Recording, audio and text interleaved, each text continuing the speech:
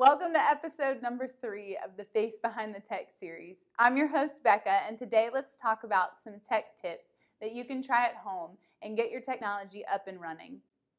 Here are some of the things tech teams do when our own laptops, phones, etc. are on the fritz. If you're using a mobile app, try checking if there's an update available in the App Store. If you watched my first episode, you'll know even I forget to do this sometimes. I can't tell you how many times I have gone to use an app and it just isn't working. And then about halfway through being frustrated, I usually realize that I just don't have the most recent version of the app. Problem solved. The other thing you can do is power down your device and restart, especially on Apple products.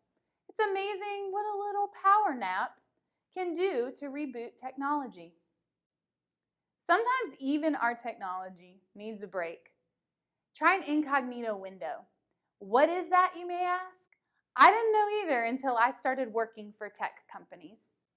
Sometimes our web browsers get bogged down by all the searches and products that we use.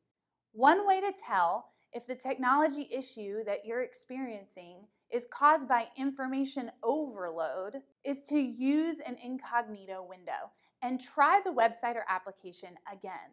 This can typically be found in the upper left-hand corner of your Mac under File. And on a PC, open Chrome, and in the upper right-hand corner, click on the 3 dots and you will see Incognito window. If those steps don't work for you, you can also reference our video on how to submit help tickets to get faster responses.